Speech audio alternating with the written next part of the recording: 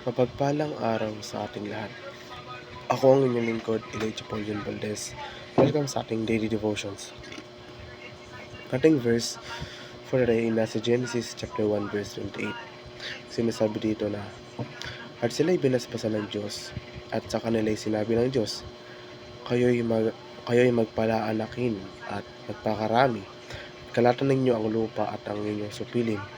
Magkaroon kayo ng kapangyarihan sa mga isda at dagat, sa mga ibon sa himpapawid, at sa bawat hayop na gumagalaw sa ibabaw ng lupa. Ang utos na humayo at gumawa ng mga alagad sa loob ng maraming dekada ay nauunawaan na kasing kahulugan at humayo kayo at gumawa ng mga konberto. Sa madaling salita, lumabas para mag-ebanghelyo sa mga hindi mananampalataya at tulungan silang manampalataya kay Jesucristo. Ito ay tama hanggat ito ay napupunta. Ngunit hindi ito maabot ng sapat. Talagang kailangan nating lumabas na may layuning mag-ebanghelyo ng mga tao. Tsak na kailangan nating ibahagi ang mensahe ng ebanghelyo at tulungan silang manampalataya kay Kristo. Tsak na kailangan din nating tulungan silang pagtibayin ang pananampalatayang iyon sa pamamagitan ng pagbibinyag sa samahan ng mga simbahan. Ang simbahan ay ang Iglesia, ang kapulungan. Nangangahulugan ito na ang simbahan ay ang pagtitipon ng mga tinawag na bayan ng Diyos. Ang simbahan ay tahanan din ng Diyos. Ang kanyang tahanan, ito rin ang katawan ni Kristo.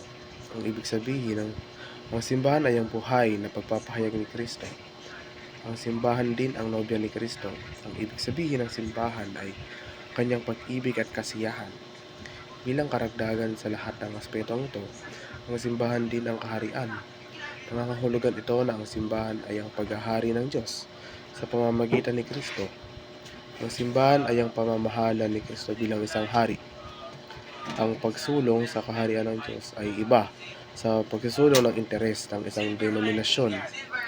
Ang isulong ang kaharian ng Diyos ay nangangahulugan ng pagpapalawak ng saklaw at impluwensya ng kaharian sa lupa sa pamamagitan ng pagdadala ng mensahe ng kaharian sa mas maraming tao at mga lugar na gayon ay nagdudulot ng mas maraming tao na makapasok. Ito ay nakakapanalo ng kaluluwa.